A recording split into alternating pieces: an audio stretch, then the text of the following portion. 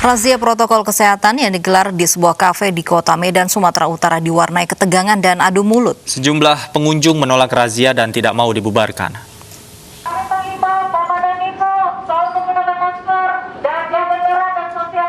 Pengunjung Cafe Champions di Jalan Dr. Mansur Medan dikejutkan dengan razia protokol kesehatan yang digelar petugas gabungan. Razia ini mendapat penolakan dari sejumlah pengunjung. Bahkan petugas sempat terlibat adu mulut dengan pengunjung yang menolak razia protokol kesehatan. Bisa kalian jamin semua tempat ditutup? Itu Krypton kalian tutup. Krypton kalian tutup, jangan di sini kalian tutup. Meski ditolak, petugas bersikukuh tegakkan protokol kesehatan. Jumlah manusia yang ada dalam satu tempat tidak sesuai dengan alokasinya. Itu yang pertama, sehingga menimbulkan kerumunan dan keramaian tanpa ada mengukur jarak. Itu sangat prinsip bagi kita. Selanjutnya, pengelola kafe akan dimintai keterangan oleh polisi karena telah melanggar peraturan Wali Kota Medan nomor 11 tahun 2020 tentang karantina kesehatan dalam rangka percepatan penanganan COVID-19. Dari Medan, Sumatera Utara, Ahmad Ridwan Nasution, iNews melaporkan. Pemirsa, 48 orang melakukan tes swab akibat menjenguk bayi yang baru dilahirkan dari ibu pasien COVID-19. Warga jenguk bayi dan ibu yang baru melahirkan sempat tidak tahu mengetahui status ibu dan bayi yang terkonfirmasi positif COVID-19.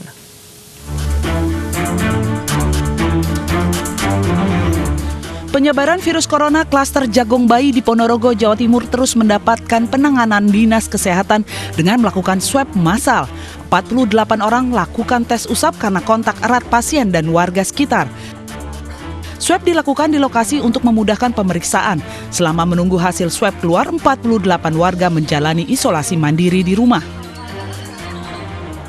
Terus melakukan tracing kepada lingkungan warga sekitar maupun sanak saudara yang sempat interaksi dengan ibu bayi. Sampai pagi ini sudah terkumpul 43 orang.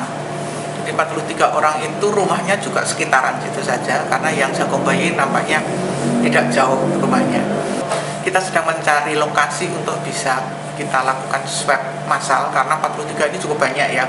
Kalau 43 harus kita angkuti atau ke rumah sakit atau ke tempat yang lain, ini cukup butuh effort yang tinggi, sehingga akan lebih praktis ketika petugasnya yang datang. Sebelumnya, Jalan Ontoseno Gang 1 Kelurahan Kepatihan Ponorogo dijaga ketat. Penjagaan dilakukan karena salah satu warganya dinyatakan positif COVID-19. Warga tersebut seorang ibu yang baru melahirkan dan 5 hari kemudian bayi menderita diare. Saat diperiksa dan dilakukan swab test ternyata positif corona. Padahal sebelumnya puluhan warga berkunjung untuk menjenguk bayi atau jagong bayi. Dari Ponorogo, Jawa Timur, Ahmad Subeki, iNews melaporkan. Dan informasi selengkapnya kita sudah bergabung dengan Rahayu Kusdarini, Kepala Dinas Kesehatan Kabupaten Ponorogo. Selamat siang, Ibu Irin. Selamat siang. Ibu, bagaimana Bu hasil tracing yang sudah dilakukan oleh Dinas Kesehatan, Bu? Ya, jadi dari ibu yang ternyata terkonfirmasi positif tersebut, ibu bayi tersebut, kita lakukan tracing. Langkah awal adalah keluarga. Satu keluarga itu ada 5 orang. Sudah kita lakukan swab, tinggal menunggu hasilnya. Kemudian juga dari keluarga dekat, jadi ada 8 yang sudah kita lakukan swab test, itu 8 orang tunggu hasil. Kemudian hari ini ada 45 lagi orang yang jenguk pasien, jenguk bayi tersebut, atau istilahnya jagung bayi ya. Dari 45 orang itu, sebagian besar memang tinggal di sekitar rumah ibu tersebut, sehingga swab massal tersebut kita lakukan di tempat. Jadi petugasnya yang datang, atau istilah kita on-site, kita lakukan hari ini dan besok, karena untuk memastikan itu harus dilakukan swab 2 kali untuk penegakan diagnosa. Seperti itu. Baik, Ibu Irin, kemudian bagaimana perawatan yang diberikan kepada pasien yang positif, terutama untuk ibu dan juga bayi ini yang terpapar corona? Ya. Jadi ibunya positif, kebetulan bayinya hasilnya sudah keluar kemarin, bayinya negatif. Jadi si ibu ini saat ini sedang menjalani perawatan di rumah sakit, sedangkan bayinya di rumah. Kondisi ibu dan kondisi bayi saat ini baik. Bahkan memang ada gejala diare ketika awal mula diketahui itu, juga sudah membaik, sehingga baik ibu maupun bayi kondisinya saat ini cukup baik. Seperti itu. Baik, Ibu, apakah sebelumnya ini tidak ada informasi mengenai status sang ibu dan juga bayinya yang memang terpapar virus corona kepada yang menjenguk, Bu, sehingga mereka menjenguk secara bersama-sama dalam waktu yang bersamaan, Bu? Ya, jadi karena kan dari awal memang ibu ini ketika melahirkan belum ketahuan. Nah, hari ke-7 dari melahirkan atau si bayi berusia 7 hari kan mengalami diare. Karena diare dibawa ke rumah sakit, ke salah satu rumah sakit diperiksakan, dan petugas rumah sakit mencurigai, kemudian dilakukan pemeriksaan rapid test pada bayi tersebut. Ternyata hasilnya reaktif. Nah, karena hasil rapid test bayi tersebut reaktif, maka dilakukan swab test pada ibu dan bayinya. Dan selama dari melahirkan sampai hari ke-7, ini kan memang belum ada tanda-tanda, sehingga dimungkinkan sanak saudaranya ini melakukan kunjungan atau jagung bayi tadi. Dan pada tanggal 3, itu baru hasil swab testnya keluar, hasilnya positif, sehingga memang kontak eratnya cukup banyak. Ya, ini memang menjadi permasalahan tersendiri di masyarakat, yang sebenarnya kita, petugas juga sudah menghimbau untuk sedikit menghentikan kebiasaan-kebiasaan. Contohnya ini, kalau ada saudara melahirkan, kemudian ada jagung bayi, kemudian ada yang sakit mengunjungi, ini kan kita sebenarnya sudah menghimbau kepada masyarakat untuk pada saat pandemi ini sementara mempending atau meniadakan kebiasaan-kebiasaan tersebut. Silaturahim bisa dilakukan secara virtual melalui HP atau apapun. Tapi ternyata masih saja ada, dan jumlahnya setelah kita telusuri ada 45 orang yang pagi hari ini menjalani swab test. Baik, Ibu Irin, apakah isolasi mandiri juga dilakukan 48 dalam klaster jagung bayi atau tengok ke bayi ini mengantisipasi penularan yang lebih masif, Ibu? Betul. Jadi begitu si ibu ini positif, kita petugas sudah melakukan beberapa upaya melangkah untuk yang memang ada kontak dengan si ibu maupun bayi ini untuk melakukan isolasi mandiri. Bahkan lingkungan berinisiatif untuk menutup wilayah situ, jadi yang di dalam nggak keluar, yang dari di luar nggak masuk. Saya pikir ini baik-baik saja dalam rangka salah satu upaya. Jadi tentunya yang 45 orang ini pun kita himbau untuk melakukan isolasi mandiri sampai hasil swabnya keluar, apakah positif atau negatif. Jadi sambil menunggu tetap harus melakukan isolasi mandiri. Seperti itu. Baik, terima kasih informasinya Ibu Irin dan sudah bergabung bersama kami di iNews Siang. Di tengah pandemi, imunisasi anak perlu jadi skala prioritas agar buah hati Anda terhindar dari berbagai macam virus yang mengancam. Dan berikut adalah tips untuk melakukan imunisasi di tengah pandemi.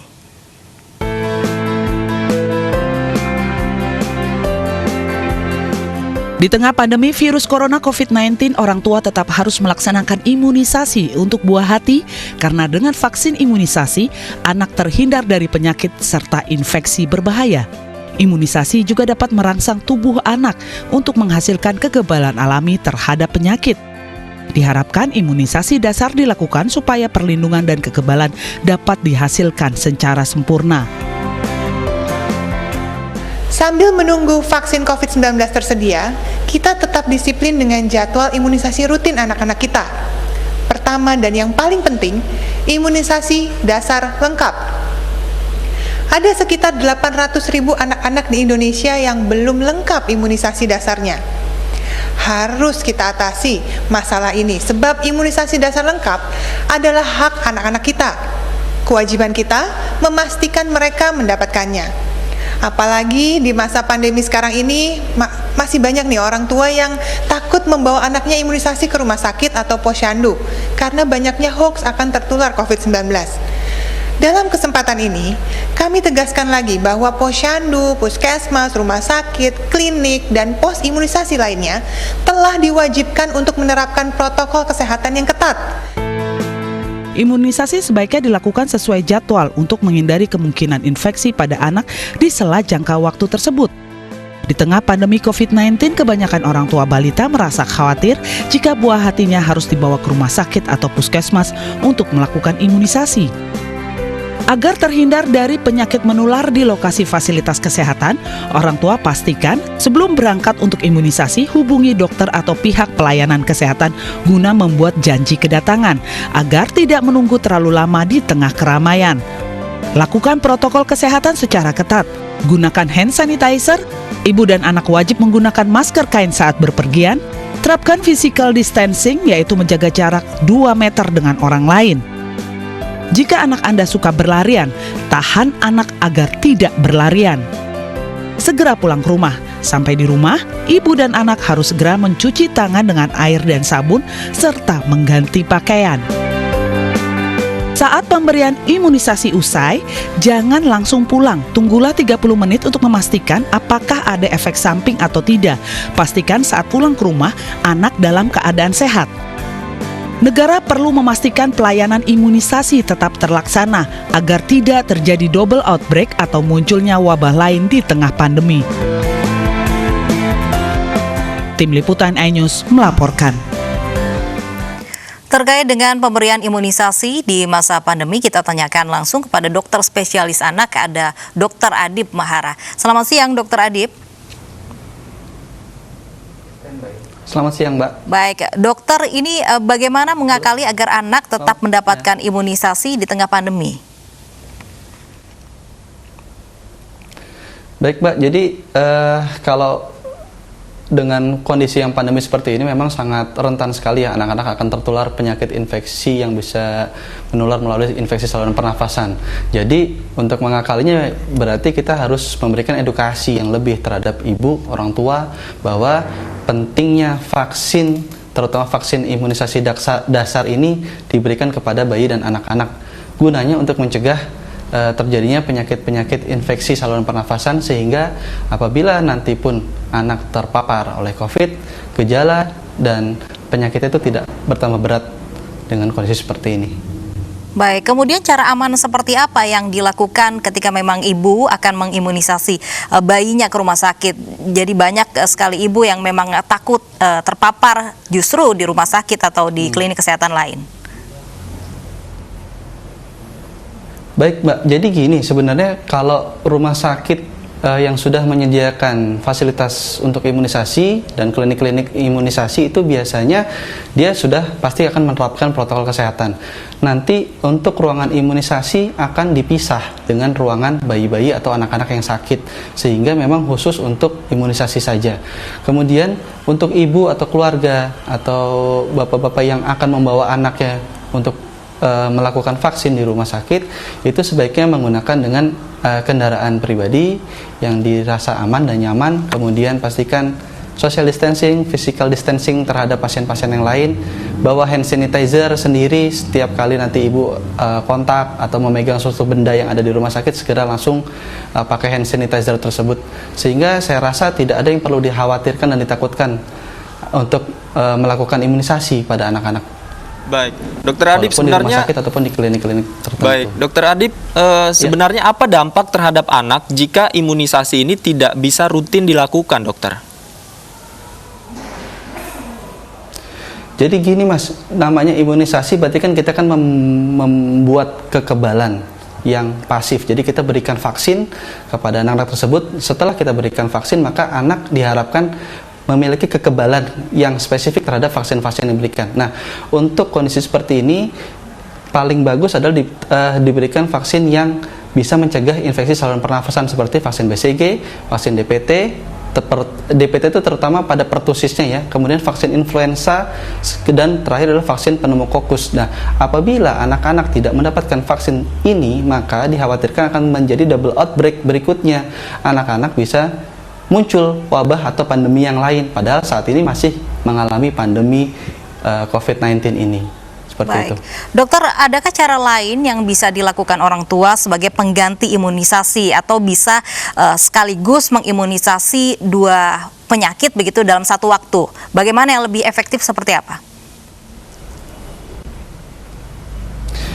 Jadi kalau untuk mengganti imunisasi sebenarnya sampai saat ini belum ada ya Mbak. Jadi tetap kita harus berikan vaksinasi dasar sesuai dengan anjuran Ikatan Dokter Anak Indonesia, anjuran WHO, anjuran Kemenkes, bahwa vaksinasi dasar itu wajib hukumnya, dan itu memang bisa untuk mencegah angka kesakitan bahkan angka mortalitas anak.